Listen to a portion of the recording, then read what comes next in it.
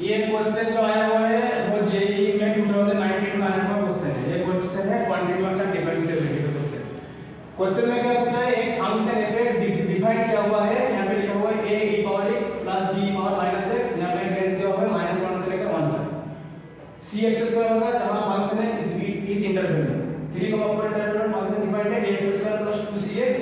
ये पूछा है, ये बोला है कंटीन्यूअस होगा फॉर सम के लिए, for sum a b c belongs to r के लिए, और इसका f'0 ऑफ एंड f'2 इसका एडिशन होगा e, और पूछा है फाइंड द वैल्यू ऑफ ये का वैल्यू, इसमें 4 ऑप्शन दिया हुआ है, ये क्वेश्चन पूछा हुआ है। तो पहले क्वेश्चन में देख लीजिए, यहां पे फंक्शन बोला है क्या, फंक्शन कंटीन्यूअस है।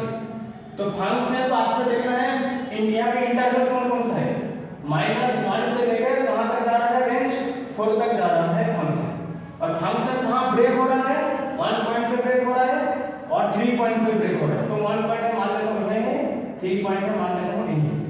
तो अगर ये फंक्शन कंटीन्यूअस है तो जहां-जहां ब्रेक हो रहा है उसमें भी फंक्शन कंटीन्यूअस होगा, जहां-जहां फंक्शन ब्रेक हो रहा है।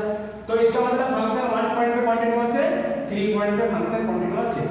अगर फंक्शन 1 पॉइंट पे कंटीन्यूअस है तो इसका मतलब क्या है, limit x tends to 1 fx equal to f1, 1 point function continuous है।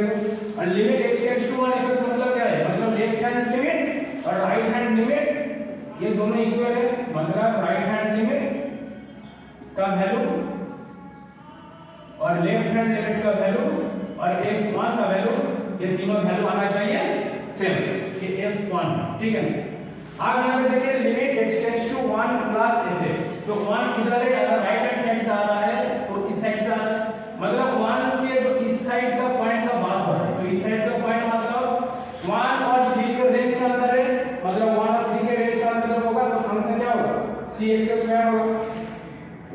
तो इसमें क्या बचेगा, limit x tends to 1 plus fx का वैल्यू लेगा cx², और limit x tends to 1 minus, मतलब लेफ्ट हैंड साइड से जब जा रहा है, लेफ्ट हैंड साइड से, तो इधर का पॉइंट का मतलब बातचीत हो रहा है, तो इधर का पॉइंट कौन सा होगा, मतलब -1 और 1 के बीच का इंटरवल, इसमें फंक्शन क्या डिफाइंड है, ये फंक्शन डिफाइंड होगा, तो इसमें ये फंक्शन लेगा limit x tends to 1 minus a e power x plus b e power -x equal to f1 का वैल्यू, मतलब x equal to 1, x equal to 1 किधर है, इसमें है 1, इसका साइन है x इक्वल टू, मतलब इसमें x का वैल्यू 1 तो इसमें लेगा, तो x का वैल्यू 1 का पुट होगा तो c * 1² मतलब c।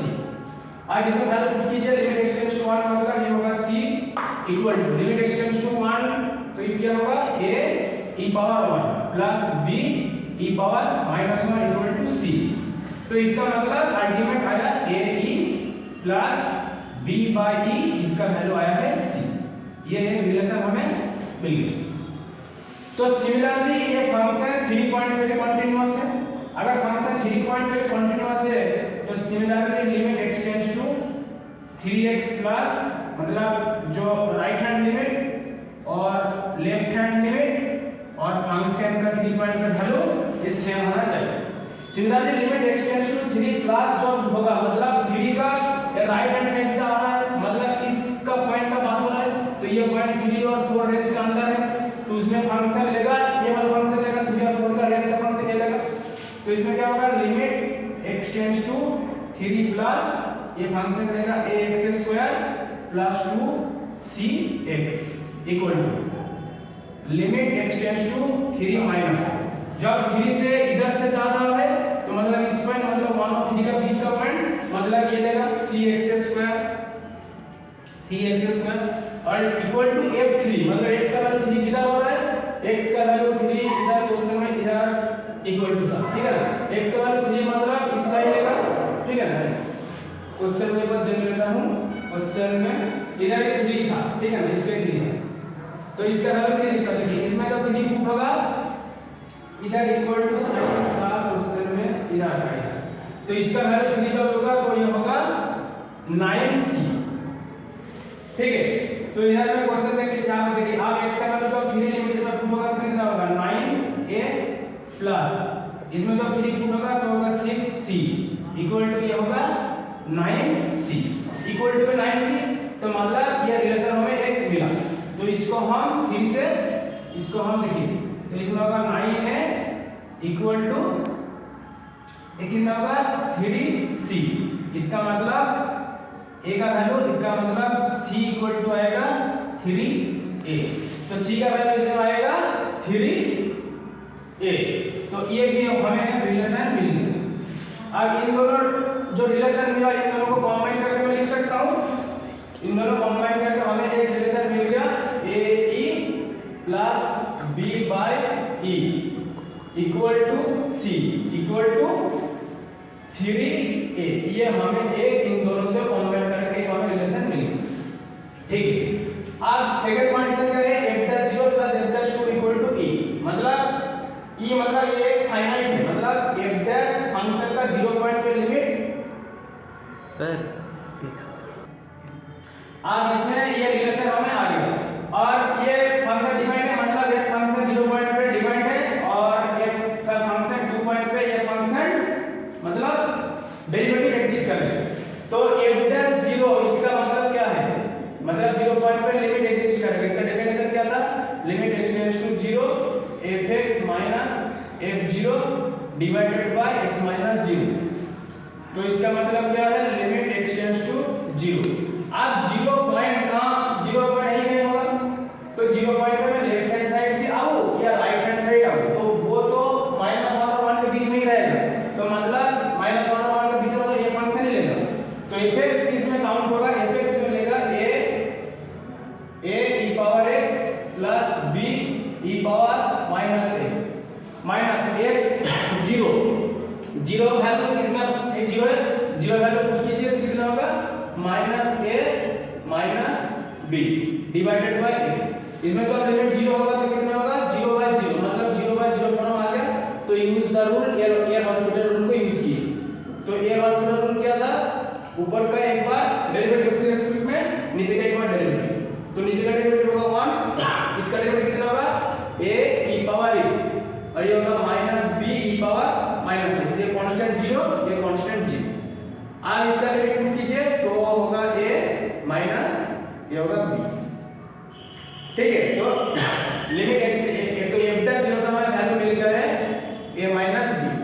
अब हम चेक करता हूं f'2 कितना है, मतलब f'2 का लिमिट का लिमिट बाय डेफिनेशन फार्मूला क्या था, limit x tends to 2 fx minus f2 by x minus 2 equal to limit x tends to 2 x tends to 2 point कहां है, यहीं पे हम। तो 2 से जा रहा है, मतलब लेफ्ट हैंड साइड से आए या राइट हैंड साइड से आए, इधर का पॉइंट का बात हो रहा है। तो इधर पॉइंट तो 1 और 3 का बीच में ही है। तो 1 और 3 किधर है, 1 और 3 मतलब ये फंक्शन लेगा cx2, ये फंक्शन लेगा।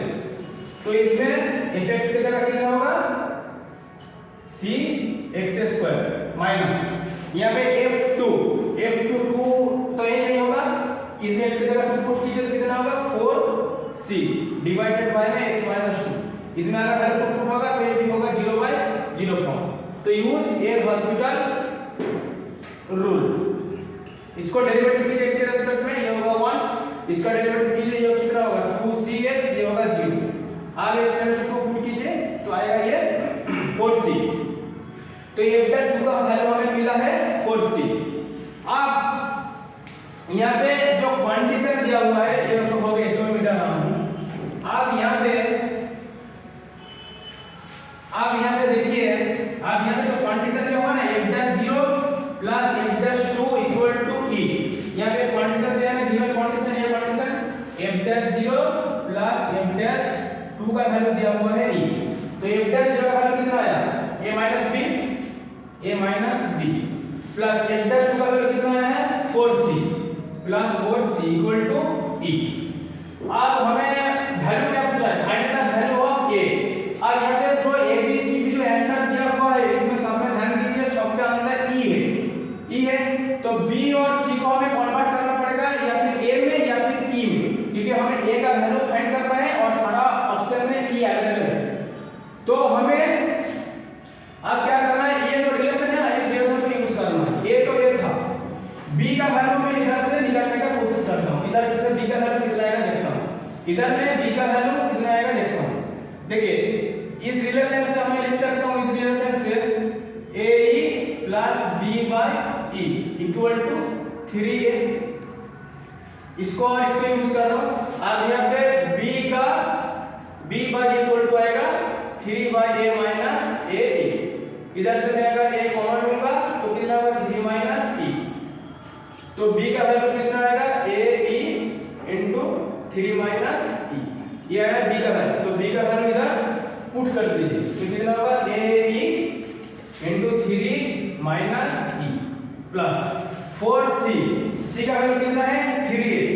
तो c का वैल्यू कितना 3a पुट कीजिए तो कितना होगा 12a इक्वल टू e। अब हमें a चाहिए तो इस रिलेशन से यहाँ पे a है यहाँ पे 12 है तो कितना होगा 13a और माइनस ये जैसे था इसको ऐसे रख दीजिए 3 minus e equal to the right hand side वाला। ठीक है ना, ये 12 और 13। इसमें से हमें a कॉमन लीजिए।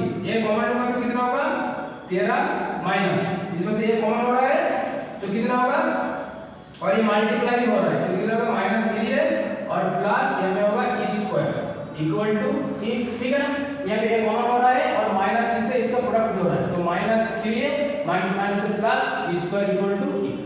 तो यहाँ पे a का वैल्यू कितना आएगा e square divided by 13 minus 3e plus e square. तो फाइनल हमें ये मिला। अब आंसर चेक कीजिए ये होगा क्या e square minus 3a plus 13 ये नहीं ऊपर में 1 है ये नहीं होगा ये भी नहीं इसमें e होगा ये था राइट हैंड साइड में तो e बाय ये नहीं होगा ये भी नहीं होगा तो ये हां डी ऑप्शन करेक्ट। तो इसका मतलब हमें मिल गया जो ऑप्शन डी है वो है करेक्ट। ठीक है, थैंक यू।